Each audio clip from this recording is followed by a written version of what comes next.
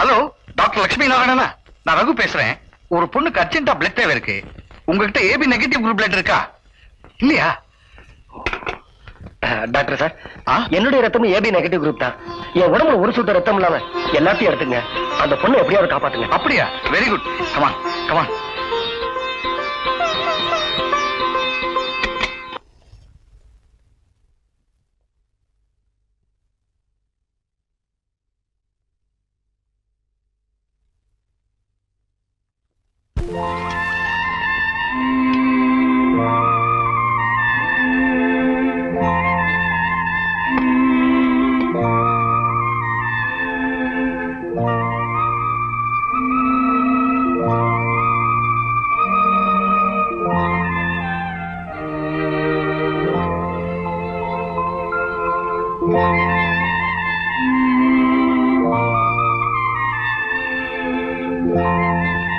நான் சுயநனோடு இருந்திருந்தா உங்க ரத்தம் என் உடம்புல கலந்திருக்க அனுமதிச்சிருக்கவே மாட்டேன். இது பாருங்க, நான் உங்களை கெட்ட விட்டுன்னு சொல்றதுக்கு முன்னாடி வெளியே போயிடுங்க. நீங்க சொல்ல மாட்டீங்க, ஏன்னா உங்க உடம்புல ஏன் ரத்தம்ல கலந்திருக்கு. மறுமணம் செஞ்சுக்காம உங்க சித்தி குழந்தைகளை உங்க குழந்தைகளா பாவிச்சு வாழ்க்கையில எதிர்நீச்சல் போடுற உங்க தைரியத்துக்கு நான் தலை வணங்குறேன். அடிபட்டு குத்துயிரும் குளையுருமா கிடக்கிற இந்த நிலைமையில கூட உங்களுக்கு மனதைரியங்கிற டானிக்க கொடுக்கலனா நாங்களாம் மனுஷங்களே இல்ல. உங்க தங்க ராதா கர்ப்பமா இருக்கிறதா சொன்னானே, அதெல்லாம் சுத்த பொய்யுமா? ராஜன், இங்க வா. அத வெளியேடு. அதே எடு. இவனுக்கு நேரங்காலத்து மேல எல்லாம் நம்பிக்கை இல்ல. அதனால கால நேரத்தை பார்க்காம ராதா கழுத்துல தாலி கட்ட வந்திருக்கான். டேய், கட்டா தாலியா?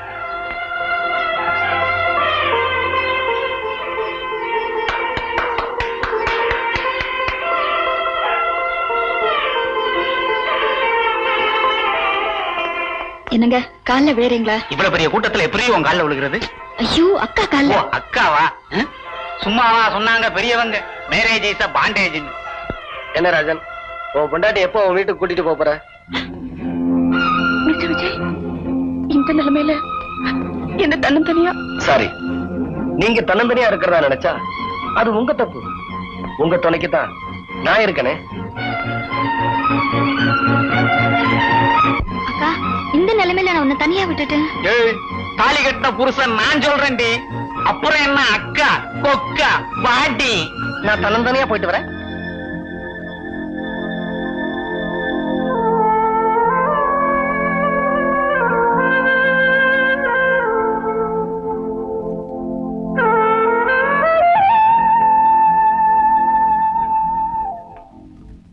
உங்க உடம்பு குணமாகிற வரைக்கும் நான் ஒரு நாய் இந்த வீட்டு வாசல்லையே படுத்து கிடப்பேன்.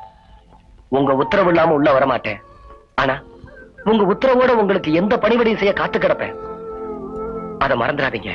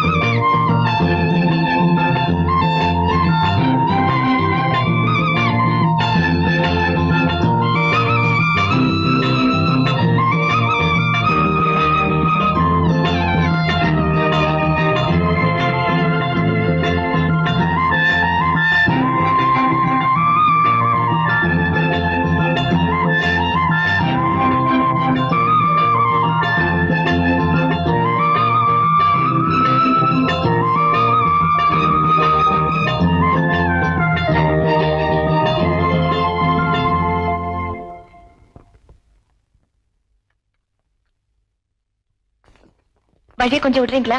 நான் வெளியே போனோம்.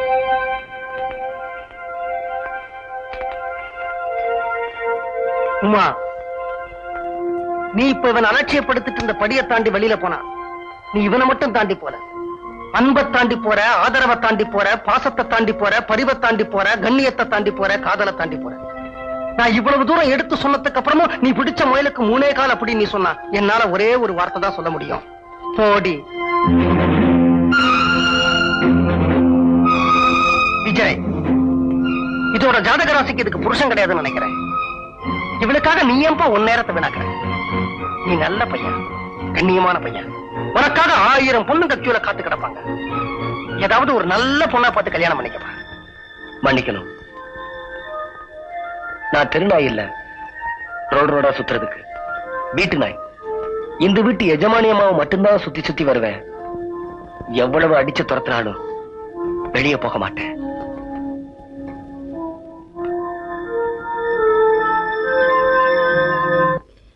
லாரிக்காரரே, இதான் அட்ரஸ். சாயந்தரத்துக்குள்ள சாமானுங்கெல்லாம் கொண்டு போய் சேர்த்துருங்க. நாங்க இப்போ பஸ்ல புறப்படுறோம். பணத்தை அங்க வந்தோடனே கொடுத்துறேன். இந்த பாருங்க, இந்த காலனில யாரு கேட்டாலும் எந்த ஊருக்கு போறேன்னு மட்டும் சொல்லாதீங்க. நாம ஊருக்கு போறோமாக்கா? ஆமா, திருவிடந்தங்கிற ஊர்ல எனக்கு டீச்சர் வேலை கிடைச்சிருக்கு. சாந்தி, தெரியாம ஒரு பேர் சொல்லிட்டேன். நாம அந்த ஊருக்கு போல, யாருக்கிட்டையும் சொல்லிடாத. அப்ப திருவிழாக்கு போலியாக்கா?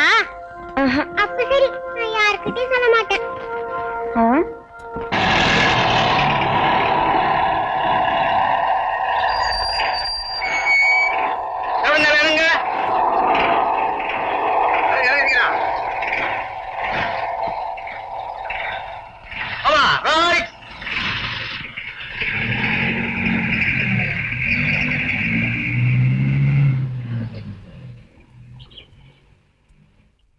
கூலி,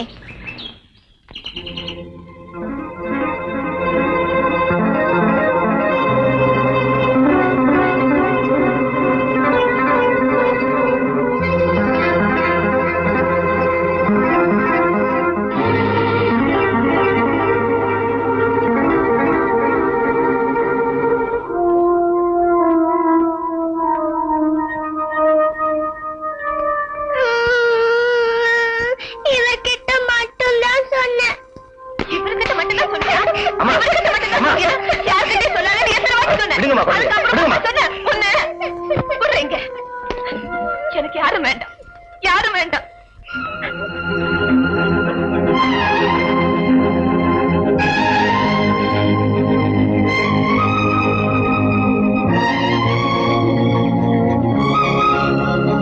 இந்தப்பா வண்டி, போலாமா? தனியா வந்தா ஏத்த மாட்டான், ஜோடியா வாங்க.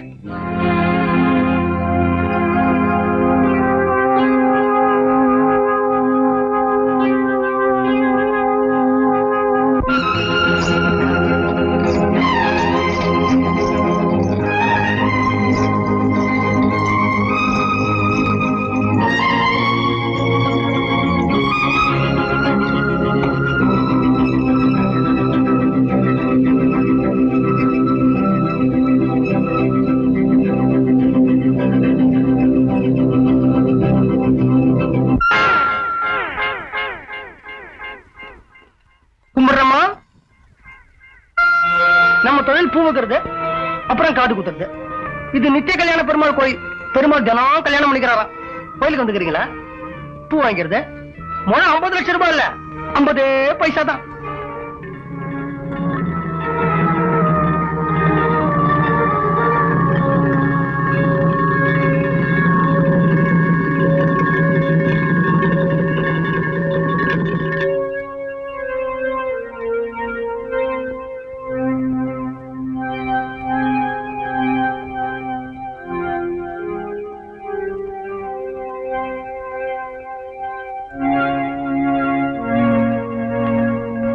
எனக்கு உங்ககிட்ட கொஞ்சம் தனியா பேசணும். இந்த ஊருக்கு வெளியே ஒரு ஏரிக்கரை இருக்கு. சாயந்தரம் 4 மணிக்கு கொஞ்சம் அங்க வர முடியுமா? என்னங்க இப்படி சொல்றீங்க?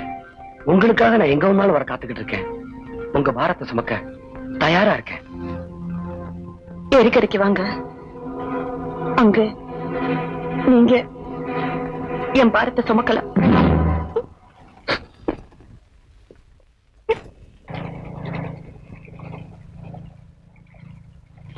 இத பாருங்க, உங்களுக்கு எமல ஏதோ ஒரு இனம் புரியாத உறவு ஏற்பட்டிருக்கு. இல்லைன்னு மறுக்க முடியாது. என்ன வெறுத்து ஒதுக்குன நீங்க, என்ன கண்டு ஓடு ஒளிஞ்ச நீங்க, என் கூட தனியா இந்த படகுல வர்ற அளவுக்கு நெருங்கிட்டீங்க. பிளீஸ் உங்க மனசை திறந்து பேசுங்க. இந்த போட்டை விட்டு கரையேறப்போ நாம ஒரு நல்ல முடிவோட போறோம்.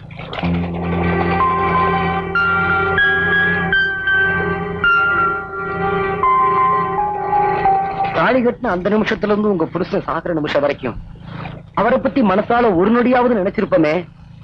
இப்ப இவன் கூட எப்படி வாழ்க்கை நடத்துறன்னு நீங்க நினைச்சா, உங்க காலனிக்கு குடி வந்த நாள்ல இருந்து என்னைய வரைக்கும் உங்க கூட 1 கோடி வருஷம் மனசால வாழ்க்கை நடக்கிறீங்க.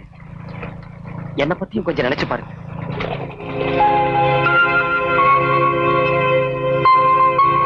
இன்பத்துல ஆரம்பிக்கிறதுக்கு பேர் தான் காதல்.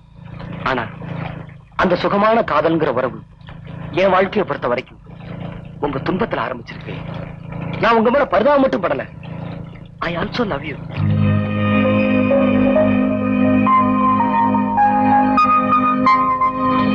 என் தம்பி தங்கச்சிகளை நல்லபடியா வளர்த்து கரையேற்றுறதுக்காகத்தான் இந்த உலகத்துல உயிர் வாழ்றேன். என் மனசுல எந்த ஆசைக்கும் இடம் இல்ல. நான் உணர்ச்சிகளுக்கு அப்பாற்பட்ட மனித எந்திரம் அப்படின்னு என்கிட்ட போய் சொல்ல முடியாது. ஏன்னா நடு ராத்திரி 2 மணிக்கு எழுந்திருச்சு பச்சை தண்ணிய தலைவலியா குடிச்சு உணர்ச்சிகளை உள்ளடக்கிற ஒரு சாதாரண பொண்ணு நீ. உங்க தங்க ராதா வயசுக்கு வந்த பொண்ணு. அவளுக்கு தெரியாம நீங்க பழையரவு குடிச்சீங்க. உங்களுக்கு தெரியாம அவ பழையரவு தூங்குற மாதிரி பாவனை செஞ்சா. என்ன கொஞ்சம் பேச விடுறீங்களா? பிளீஸ். அதுக்கு முன்னாடி எனக்கு ஒரு சத்தியம் பண்ணி கொடுங்க.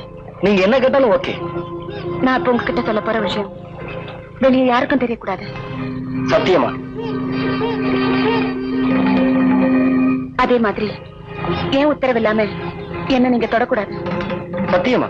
கையில் அடிச்சு சத்தியம் பண்ணுங்க. அதான் தொடக்கூடாதுன்னு சொல்லிட்டீங்க.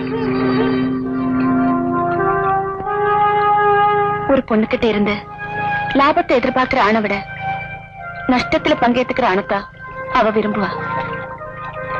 அப்படி அவ விரும்புறதுக்கு பேருதான் காதல்னா. நான் உங்களை காதலிக்க ஆரம்பிச்சேன் பல நாட்கள் ஆச்சு. எனக்காக எவ்வளவு எவ்வளவு கஷ்டப்பட்டிருக்கீங்க.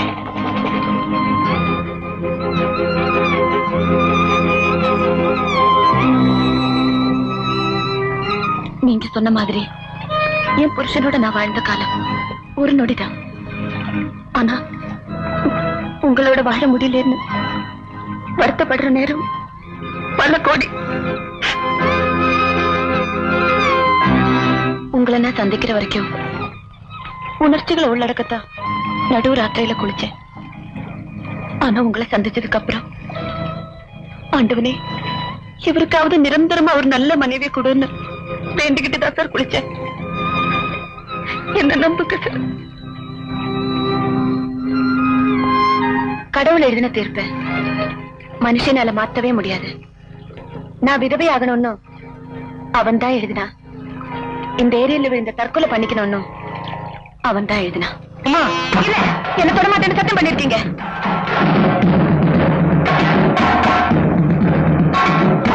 என் மாமா கிட்ட என்ன மன்னிச்சிட சொல்லுங்க.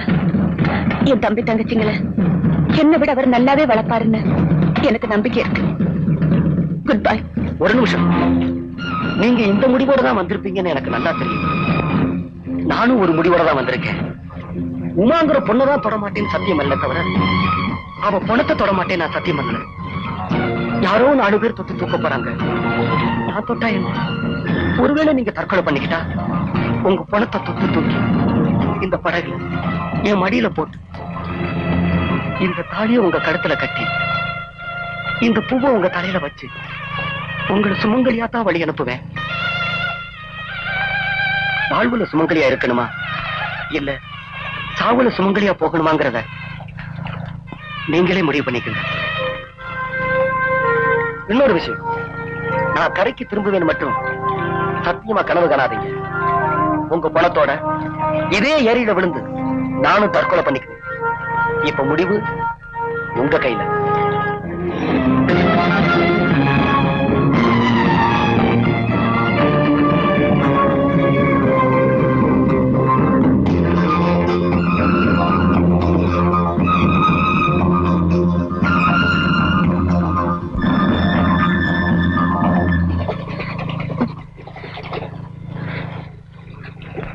படுக கரைக்கு விடுறீங்களா? தாத்தாங்கடா.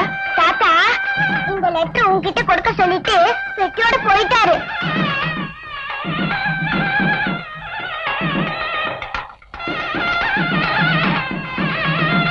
பெருமதிப்புக்குரிய உமா அவர்களுக்கு நான் வந்த வேலை முடிந்து விட்டது. இன்று காலை கோவிலுக்கு புறப்படும் முன் உங்களை தலைநிறைய பூவுடன் கண்ட பொழுதே நான் ஓய்வெடுத்துக் கொண்டு விட்டேன்.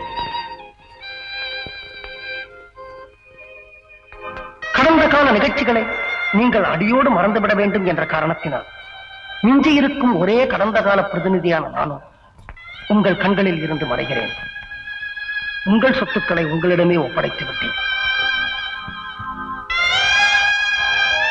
உங்களுக்கு பிறக்கும் குழந்தைக்கு தயவு செய்து என் பெயரையோ அல்லது என் மகன் பெயரையோ வைத்து விடாதீர்கள். ஏனென்றால் நாங்கள் துரதிருஷ்டசாலிகள். உங்கள் வாழ்க்கை என்னும் நெடுந்தூர பிரயாணத்தில் உங்களுடன் சிறிது தூரம் பிரயாணம் செய்த ரயில் பிரயாணி நான் ஏற வேண்டிய ஸ்டேஷனில் ஏறினேன். இறங்க வேண்டிய ஸ்டேஷன் வந்துவிட்டது. இறங்கிவிட்டேன். என்னை தேட முயற்சிக்க வேண்டாம்.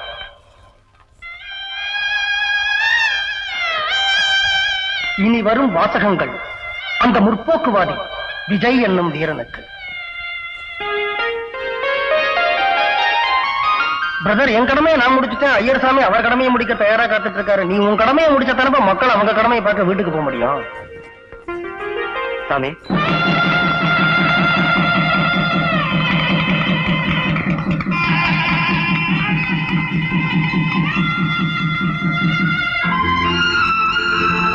எவன் ஒருவன் ஒரு விதவை பெண்ணுக்கு மறுவாழ்வு கொடுக்கிறானோ அவனையே இந்த நாட்டின் சிறந்த குடிமகனாக கருதுவேன்.